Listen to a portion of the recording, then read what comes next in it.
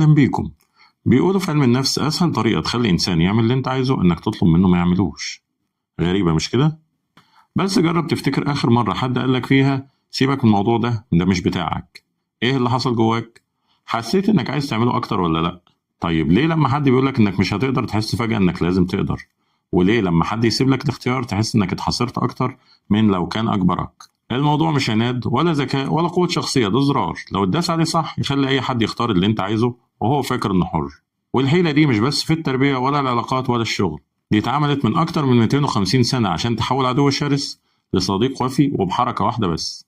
اللعبة دي اسمها علم النفس العكسي، والأخطر إنك بتتأثر بيها كل يوم وأغلب الوقت من غير ما تحس. خليك معايا عشان أحكي لك الحكاية اللي هتخليك تعيد حساباتك في كل كلمة بتسمعها. يلا بينا نبدأ.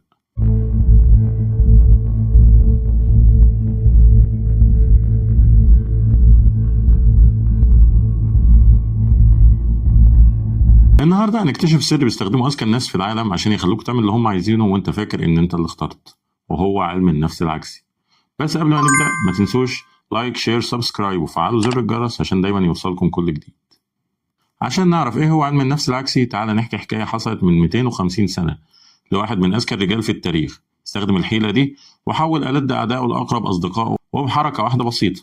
في القرن الثامن عشر وبالتحديد سنة 1736 في ولاية بنسلفانيا وبالتحديد في مدينة فيلادلفيا في مبنى الهيئة التشريعية كان في معركة بتحصل كل يوم.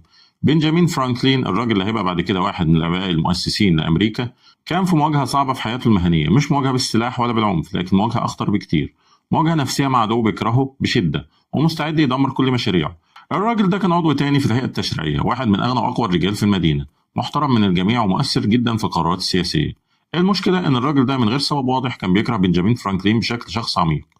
كل مرة بنجامين بيدخل القاعة الراجل ده بيبص له بنظرة احتقار، وكل مرة بنجامين يقترح مشروع قانون الراجل ده بيقف يعارضه بعنف، ولما كان بنجامين بيتكلم الراجل ده كان بيقطعه ويهاجمه علنا قدام كل الأعضاء.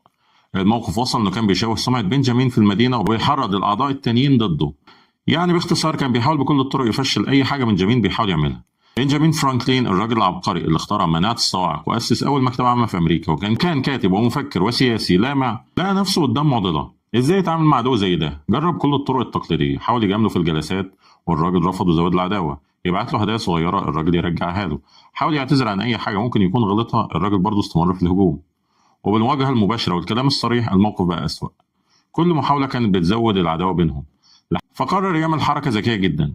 هو كان عارف إن الراجل ده عنده هواية واحدة بيحبها جدا، جمع الكتب النادرة. عنده مكتبة ضخمة في بيته فيها كتب نادرة ومخطوطات قديمة مش موجودة في أي مكان تاني في المدينة. وبنجامين كان عارف إن في كتاب معين نادر جدا بس عند الراجل ده. فرانكلين كتب جواب وبعته للراجل ده. الجواب ده ما كانش اعتذار وما كانش دعوة للصلح وما كانش فيه أي محاولة مباشرة لحل المشكلة. كتب فيه: سيدي الفاضل، وصل إلى علمي أن لديك في مكتبتك الخاصة نسخة نادرة من كتاب، وهو كتاب نادر جدا ولا يوجد منه نسخ أخرى في المدينة. أنا معجب بشدة بذوقك الرفيع في اقتناء الكتب وبمكتبتك التي تعد من أفضل المكتبات الخاصة التي سمعت عنها. أعلم أن وقتك ثمين، لكن إذا سمحت لي بطلب صغير، هل يمكنني استعارة هذا الكتاب لبضعة أيام فقط؟ سأكون حريصا عليه كل الحرص وسأعيده إليك في أقرب وقت ممكن.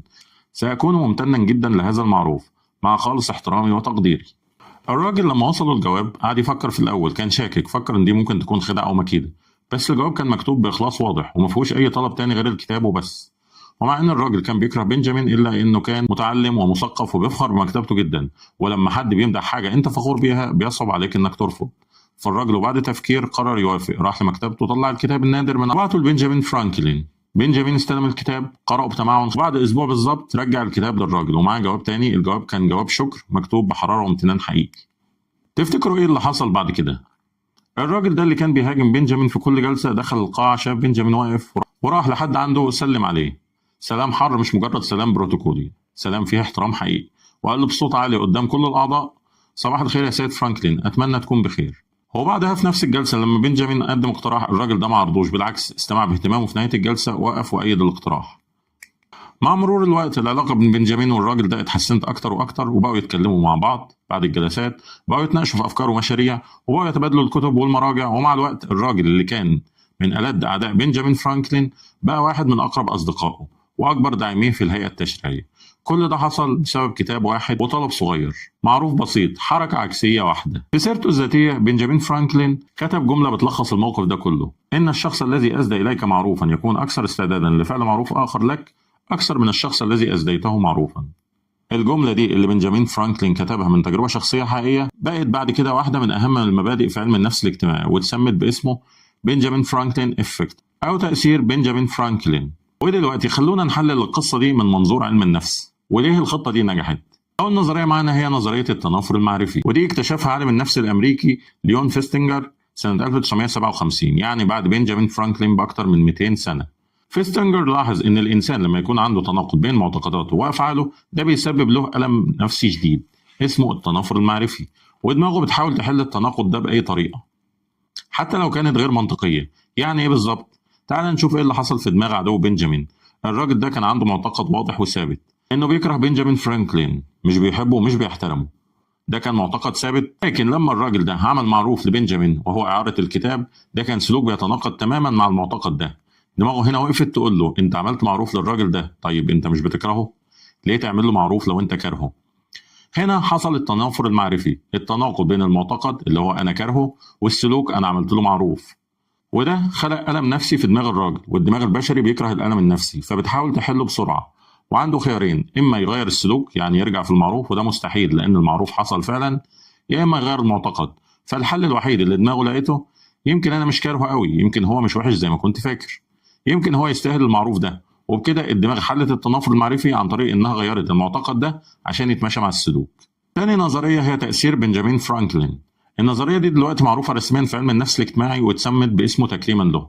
القاعدة بتقول الناس بتميل إنها تحب أكتر الأشخاص اللي بتعمل لهم معروف أكتر من الأشخاص اللي بيعملوا لها معروف، وده عكس اللي الناس بتفتكره. الناس بتفتكر إنك لو عملت لحد معروف هو اللي هيحبك، لكن الحقيقة النفسية بتقول لو أنت خليت حد يعمل لك معروف هو اللي هيحبك أكتر. ليه؟ لأن لما الإنسان بيعمل معروف لحد دماغه تبرر السلوك ده بإنها تقنع نفسها إن الشخص ده يستاهل المعروف. مفيش حد بيحب يعمل معروف لحد هو شايفه ما يستاهلش، فدماغنا بتعيد تقييم الشخص ده وترفع من قيمته في عينينا عشان نبرر اننا عملنا له المعروف. ده بالظبط اللي حصل مع عدو بنجامين. لما الراجل اعار بنجامين الكتاب دماغه قالت له: انت عملت معروف للراجل ده، يبقى اكيد هو يستاهل، يبقى هو مش وحش زي ما كنت فاكر. وثالث نظريه معانا مبدا المفاعله النفسيه. عالم النفس الامريكي جاك بريم اكتشف سنه 1966 نظريه مهمه جدا.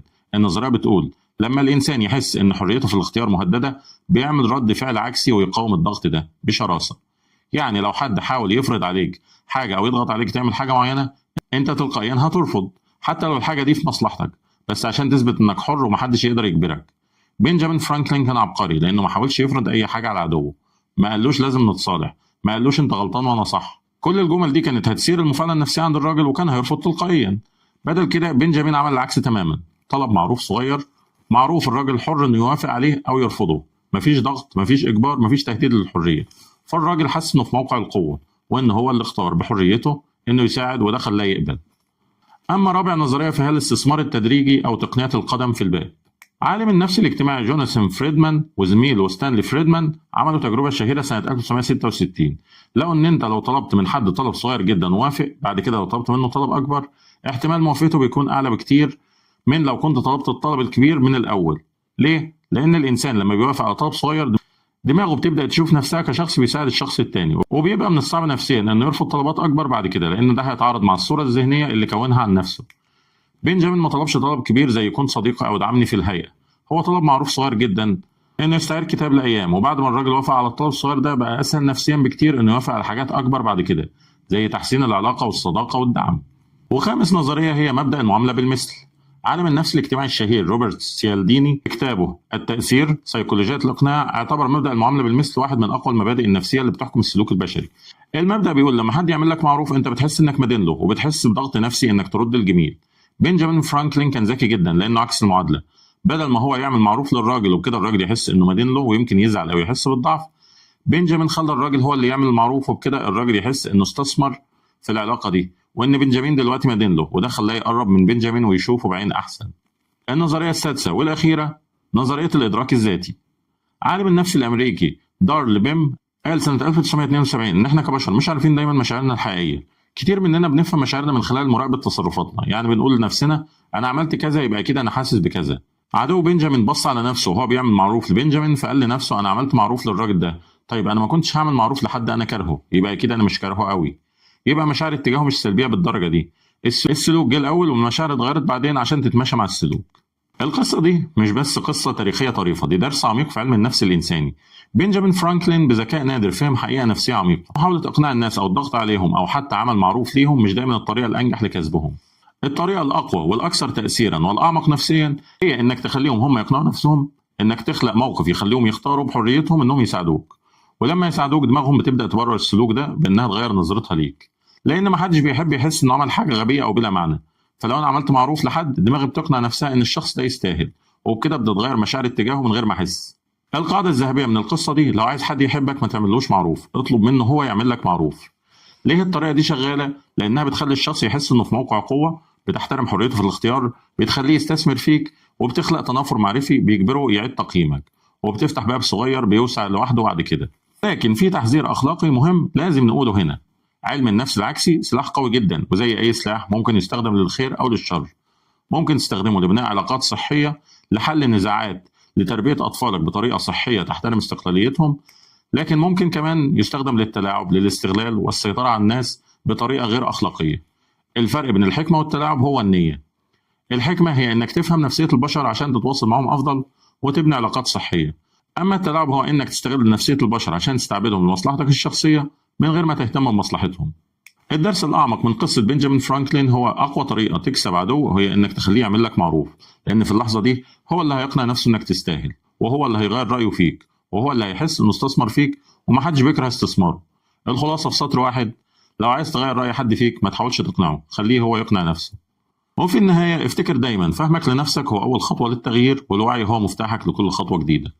واشوفك في رحلة جديدة جوه عقلك. بس ما تنساش لايك شير سبسكرايب وفعل زر الجرس عشان دايما يوصلك كل جديد، واشوفكم الحلقة الجاية.